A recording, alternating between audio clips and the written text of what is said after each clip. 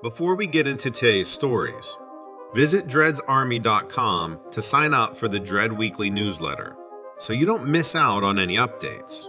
Also, check out all of the channels in the Dread Network on dreadsarmy.com or in the description below. Thanks for listening. Now let's get to the stories.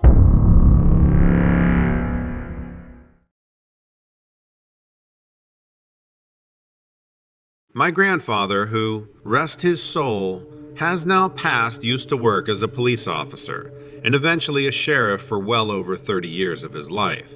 One of the most horrifying stories he ever told me about was when he had gotten a call from a neighbor. And by the way, this was in the late 70s or early 80s. Which year, I don't exactly know. Anyway, he got a call from a fellow on a small farm nearby who was having complaints about some unknown animal attacking and killing all the cattle.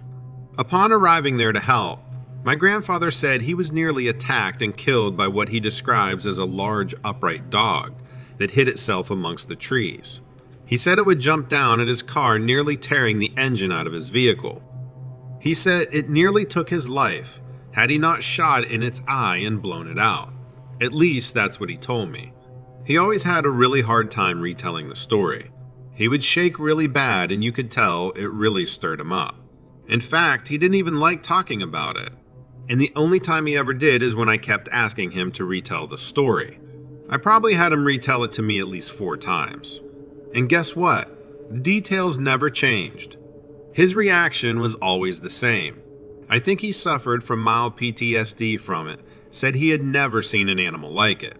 But after that farm had continuous calls about similar situations. Livestock going missing, cattle showing up dead and mutilated. He would never respond to the calls, or else he would have somebody else go and take it. Not after that. He also had a very hard time explaining what happened to his car. He said that a bear or something larger than a bear attacked him. But as you would know, saying that kind of thing around town, especially in the small town my grandfather grew up and policed in, didn't take him very far. In fact, he was often mocked, made fun of, and even risked his career at several points. I wish I can give you more details on what happened, but he never really did go into vivid detail of what the creature looked like, other than it was very tall, large, pitch black, and hid up in the trees. The creature left a deep impression on him, a creature he often referred to using the term panther. The comparison wasn't accidental.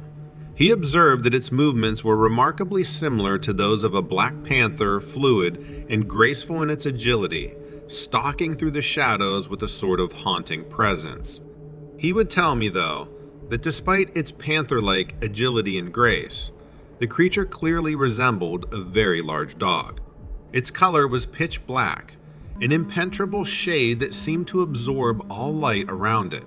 My grandfather would often pause at this point in the story, his eyes distant as he described its massive claws, each one a lethal weapon capable of tearing through flesh and bone. Yet what struck him most were its eyes. Those red-amber eyes seemed to pierce through him, leaving a mark that time never quite erased. He would always say that he could never forget those eyes. So deep, so intense, and filled with a kind of primal intelligence that sent a chill down his spine. I realized that this might not seem like an extensive tale, more of an unsettling anecdote really, but I feel compelled to share my family's creepy story, as it appears quite relevant in the current climate, especially considering how popular the legends and sightings of strange creatures have become. This particular episode, however, seems to have ended just as mysteriously as it began. After that sighting, we have no idea what happened to the creature, and its existence remains perplexing. As for my grandfather, life continued on. He eventually retired about 16 years after the incident, during the mid to late 90s. He never again encountered anything remotely similar to that creature, and he rarely spoke about it. His memories, it seemed, were locked away, stored in a part of his mind that he rarely visited. Unfortunately, he's not alive now to shed more light on the matter, having passed away sometime after his retirement. As for the location where this strange encounter occurred, It's a farm only about 25 or 30 minutes away from my current house. Do I have any plans to venture around it? To visit the place where my grandfather saw the mysterious creature? The answer is a resolute no. And here's something else to consider. That farm is situated very close to a national forest, adding another layer of eeriness to the story. How creepy is that? Knowing that beyond the farm's boundaries, a dense wilderness stretches out, a place where unknown things might dwell, hidden from human eyes, but perhaps still there, watching and waiting. The tale lingers, an unsolved mystery that continues to both fascinate and unnerve me, a part of my family's legacy, forever etched in my memory.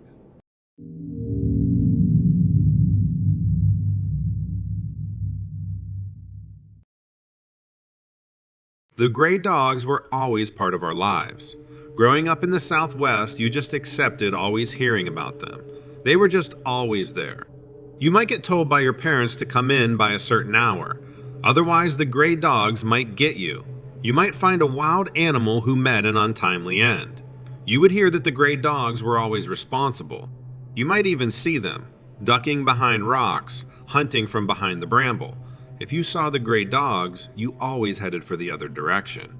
The kids who didn't do that, well, it never turned out good for them. I wasn't one of those kids, the brave ones, or maybe they were the stubborn ones. Depends on who you asked.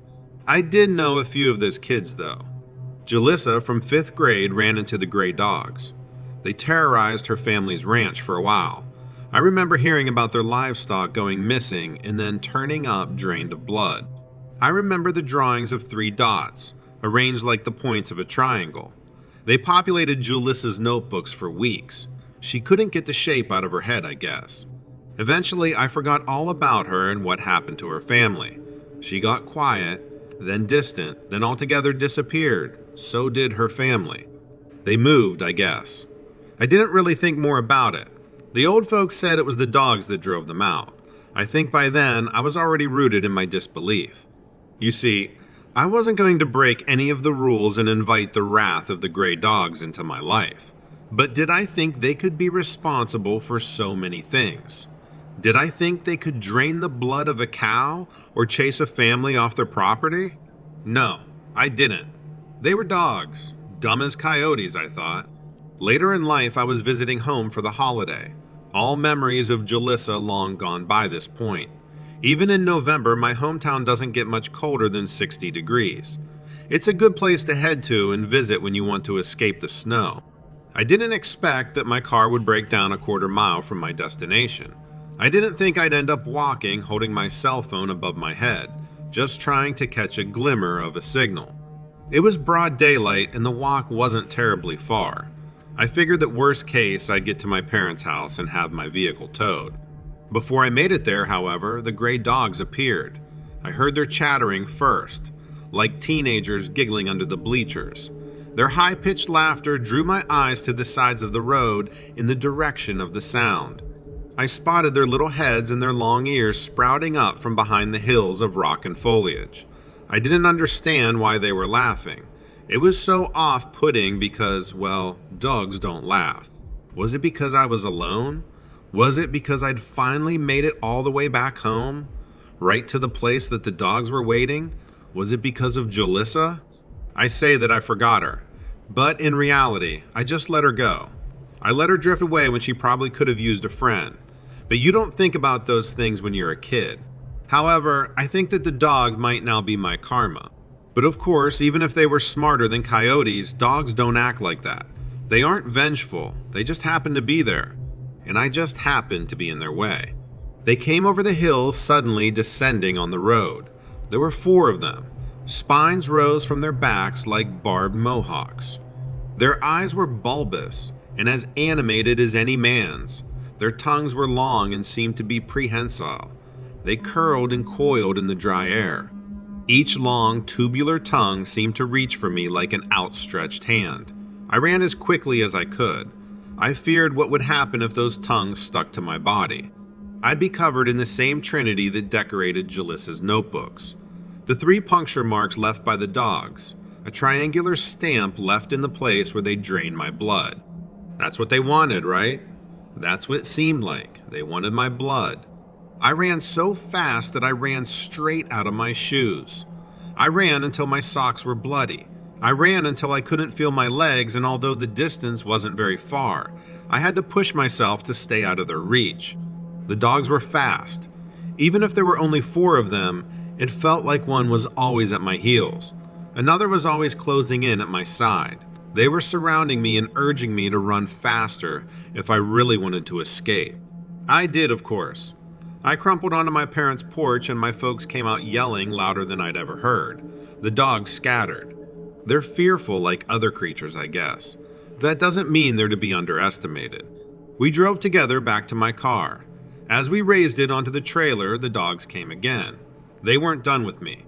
There were 3 people this time, though. They couldn't just run into the group and try to get bite of somebody. Luckily, we had safety in numbers. So they just watched, and they waited. They growled, and they snarled, and they drooled thick strands of silvery saliva. They weren't laughing anymore. I'm not sure which sounds I preferred. The laughing or the snarling both made me very uneasy. It was only on the drive back that I remembered Jalissa at all. It all came flooding back, and I remembered growing up with the stories of the dogs. After moving away, those details seemed unimportant, but I should have known better.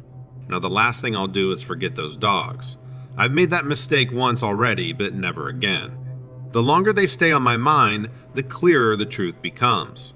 Of course, they were capable of running a family out of their home. Enough of those dogs seemed that they could do anything. Include strike fear into any number of people. I think those dogs were capable of all those things and more. It was just a matter of crossing their path, of getting in their way when they wanted something. Luckily, it all turned out in the end, but know for sure that I'll never forget those dogs again.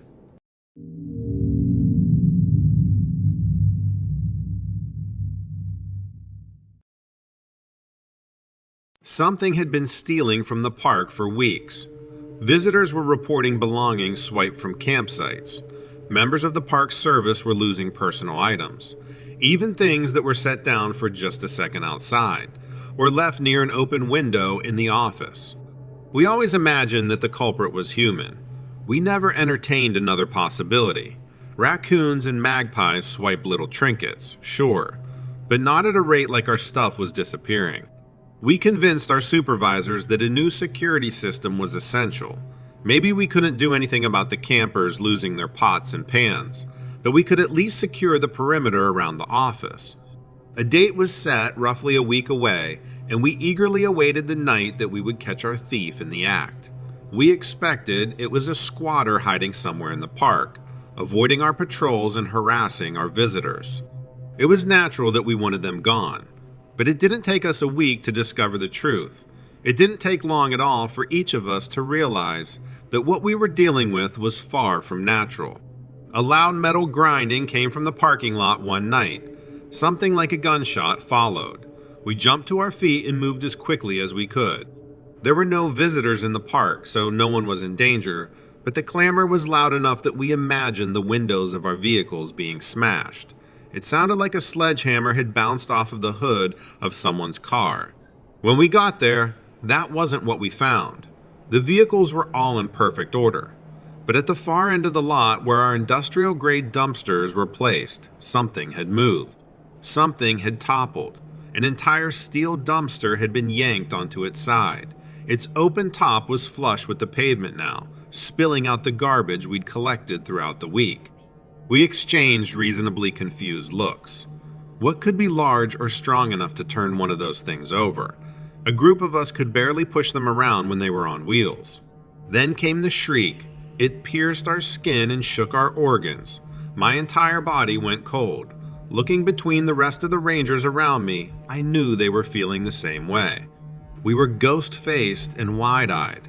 Our lips were trembling and our brows were doused in sweat. It was a sound none of us had ever heard before. It wasn't a man yelling. It wasn't an animal call. It was deep and ominous. Then it came again.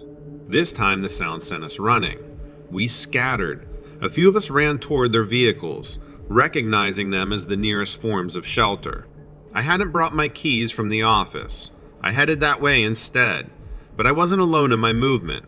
As I started running, I heard the brush crunching under the weight of something massive. The branches were snapping in a rhythm even quicker than my own exhausted feet. I risked a glance to the side. Something was running all right. Something larger than me, standing on two legs with shoulders as wide as any one of our cars. It was massive. The thick fur on its body made the details hard to decipher, but I knew that it was big. It was big enough to crush me if it wanted to. It was big enough to beat me to the office. I tucked my chin and double-timed it. I ran so fast that I thought my toes might burst through the front of my shoes. I thought I might run out of my skin. That's how fast I had to move. It was either move that fast, faster than ever before, or be caught by the giant thing in the woods. I slammed into the office door and it swung on its hinges. My hip crashed into the first desk. I hadn't thought about stopping. The furniture made for good brakes. I whipped back around, ignoring the searing pain in my side, and slammed the door shut. I heard another shriek as I turned the lock and started to brace the frame with the desks and chairs. I moved a locker in front of a window, peeking just once, to check if another ranger was approaching the office. They weren't. The rest of them had found their own pockets of safety, I guess. This one was mine. I watched through the narrow gaps in my barricades looking for the beast outside. I caught another glimpse of it just once. Its back was turned to me, stalking toward the forest. It had come and gone that quickly, I realized. It was entirely indifferent to the rest of us, unconcerned with whether or not we'd escaped. Had I overreacted? I didn't want to find out. I stayed put and watched the hairy humanoid mass disappear into the shadows. After that, one by one, the rangers returned. I unblocked the door and invited them in. Only a few of them had gotten a glimpse of the creature, and none were as vivid as my own. Most of them explained what I already knew, that something about the animal's scream told us all to run. Maybe it wasn't hunting us, but it still could have destroyed us with ease. We tried to talk about the encounter, but our superiors buried the story before the newspapers could swarm our little park. They didn't want to invite that kind of eccentric tourism, I guess.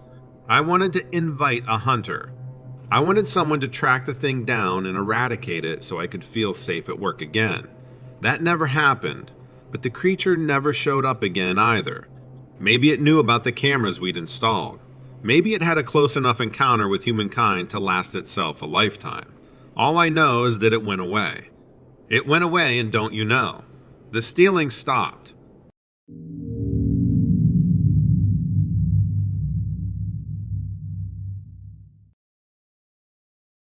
So about 2 years ago, I had to move because I got a promotion and needed to switch cities.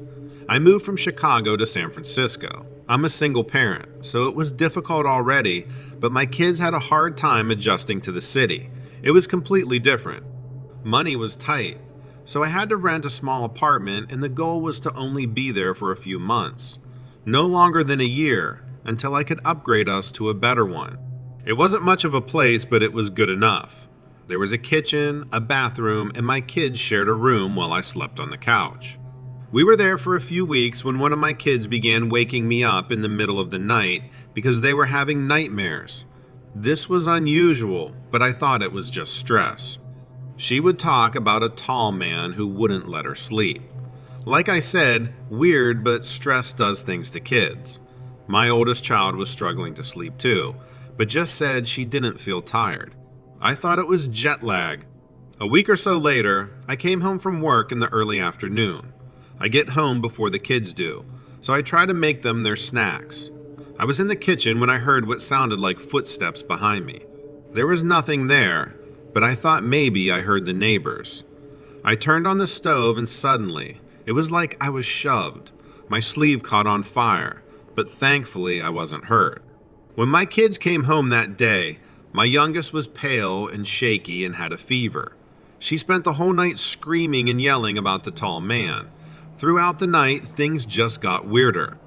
Doors opened on their own. Plates were smashed on the ground. The apartment was icy cold and was filled with this awful stench like rotting meat. I decided to take my kid to the ER. We left, and as we closed the door behind us, there was a lot of banging and rattling from inside the apartment. By the time we made it to the ER, my kid was fine, fell asleep in my arms. We made it back by early morning, and it was beyond trashed. Everything was broken. Pillows were torn to shreds, boxes emptied, dressers flipped over. It was awful. This was the start of the hell we would start to live in. Every night the house would be trashed. We just lived in constant filth. My youngest began to have behavioral issues that led to them being suspended for trying to attack another student. She became increasingly violent and had to be locked away at night, and my oldest had to sleep on the couch with me. I consulted behavioral experts and therapists for her, but nothing helped. As she grew more violent, so did the instances around the apartment. There were times I would wake up to a pillow pressed against my face, the burners on the stove turned on, or water running while the drains were clogged. After a year, I had enough, broke the lease, and moved us to a motel for a little while. Once again, my youngest became horribly ill and spent hours vomiting. She was sick for a few days, but once she was better, she was no longer violent. She was very calm and back to her normal self. But after a few weeks, it came back. Weird things happened around the motel. She became aggressive, and I began hearing and seeing things. I'm not crazy when I say this, but I would see a tall, dark figure out of the corner of my eyes. Sometimes it would just stand there, but other times it would seem to come at me. I began to have awful nightmares where I would see it. Often, I would die and wake up sweating and shaky. My youngest began sleepwalking, and I'd often find her trying to leave or grabbing a knife or something. I began to do some research and realized that maybe we were being haunted by a ghost or a demon or some evil being. So I bought some crosses and put them up in the room. Every night they would fall to the ground, no matter how they were put up. I'd rest it on a dresser and it would end up halfway across the room. Eventually I tried to contact a local church. Of course, whenever we got there, she was perfectly normal. They tried to ask her questions, splashed holy water, all kinds of stuff, but she didn't react in any way they wanted her to. We took them to our motel room where they questioned her and seemed to try to provoke the evil in her once again. But nothing happened. They basically told me she was perfectly fine, but that they'd pray for her. They didn't think anything evil was haunting or attacking us. That night, everything was so much worse. Things were being thrown across the room, and my youngest attacked me while she was sleepwalking. She had this inhuman strength. It was like fighting a grown man. I called again and asked for help, but once again she acted normally. They didn't say anything, but it definitely felt like they thought I was lying. I've spent the past year moving around, just to get a few weeks of sanity back. Fortunately, I was able to do my work remotely, but my kids are struggling in school. My youngest is always in trouble, and I'm afraid to even let her leave the house. It doesn't matter what I do. This thing always returns and it won't go away. I can't keep doing this to my kids, and I want my child back. Hopefully, this will all resolve itself soon.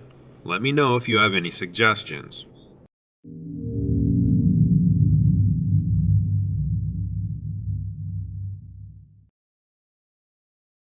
I've been a park ranger in this park for nearly a decade. You might think being a ranger is all about enjoying Mother Nature's glory, and mostly you'd be right. But sometimes, it's an entirely different story. This particular park isn't just any patch of land. It's a vast expanse of wild wilderness, remote and isolated. But to me, that's part of its charm. There was a fellow ranger here named Hank. He was older and rough around the edges, but he was a very wise man. He'd been working these parts long before I arrived. Hank would often recount odd happenings, strange sightings, and the folklore of the park. I'd laugh it off, suggesting he'd spent too much time alone in the woods. Yet a part of me took his tales seriously. Call it intuition or a gut feeling, but I believed there was truth in his stories. This place is magnificent, but when you are miles from the nearest town, you can't help but feel vulnerable. Vulnerable to the unknown. When you're here, you learn to respect this place not just for its beauty, but for its secrets. And as I was about to discover, some secrets are better left untouched. Little did I know, a lesson awaited me that would forever change my perception of this remote corner of the world. I was on a routine patrol, the quiet isolation of the trail my only company. I took a break in a spot I enjoyed for its tranquil beauty. That's when I first noticed a peculiar stillness. No birds singing, no leaves rustling, not even the soft babble of the creek. I had never experienced such an unsettling silence in all my years as a ranger. In this unnatural quiet, I spotted something odd near the tree line, a strange silhouette against the vibrant hues of fall. As I squinted to see better, I choked on my breath. I was looking at a figure tall and stark white against the backdrop. Thin, almost skeletal, its limbs elongated, bending in ways unnatural to humans. It stood on all fours, its back arched. Its pallid skin was tightly stretched over its frame, with two large glowing eyes that seemed to pierce the wilderness. There was no discernible mouth, just those intense, unwavering eyes. Then it spoke in my voice, echoing through the wilderness, asking for help, pleading. It was my voice, but altered, like a warped recording. That's when I realized I was dealing with something very out of place. I ran, leaving the creature behind, my heartbeat drowning out all else. Some secrets are meant to remain hidden. Over the following weeks, sleep evaded me as the memory tormented me. Closing my eyes, I'd see that pale creature again with my own voice haunting me. Unable to articulate my experience without sounding insane, I kept it all to myself. But it was all bottled up. One day, I discovered old records of similar sightings in the ranger station. Creatures that mimicked human forms and voices, dating back generations. They were known as shadow walkers, and the name itself was terrifying. Part of this land's history, they were believed to be ancient spirits, possibly predating the mountains themselves. They were shapeshifters, never perfectly mimicking sounds or forms, but getting very darn close. They were viewed as omens, and they were both feared and respected by the locals. Finally, I realized I wasn't going mad, albeit a horrifying revelation to learn what exists in the woods. From that day on, my duties as a ranger took on a new dimension. It wasn't just about protecting people from the wilderness or wild animals. It was about shielding them from something more hideous. My respect for the land deepened, and a vigilant eye was always kept on the unknown. I began to research more, delving into tribal histories and ancient folklore, consulting with local elders and historians. The more I learned, the more I understood the depth and complexity of these beings. They weren't merely creatures. They were manifestations of the land itself. My encounters with the Shadow Walkers became more frequent, almost as if they were testing me, recognizing my awareness of their presence. There were times I could hear them at night, mimicking the voices of my loved ones, attempting to lure me into the dark embrace of the wilderness. But I learned to recognize their imperfect mimicry. I followed the wisdom and warnings of the locals, and I never answered a call from the wild at night, always treating these encounters with a mixture of fear and reverence. I realized that being a park ranger was no longer just a job. It had become my calling. It was about being a guardian, not just of nature's beauty, but of its secrets and mysteries as well.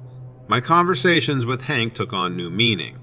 What I once considered the old ranger's ramblings became wisdom, teachings that I now sought with a hunger for understanding. The years wore on, and the fear that initially gripped me evolved into a respectful fascination. The Shadow Walkers and I developed an unspoken understanding, a fragile truce based on mutual acknowledgement and respect. And as I walked the trails, patrolled the boundaries, and gazed at the untouched beauty surrounding me, I knew I was exactly where I was meant to be, fulfilling a role that transcended just being a job, and in a place that was much more than a park. It was a realm where the natural and supernatural coexisted, a wilderness alive with history.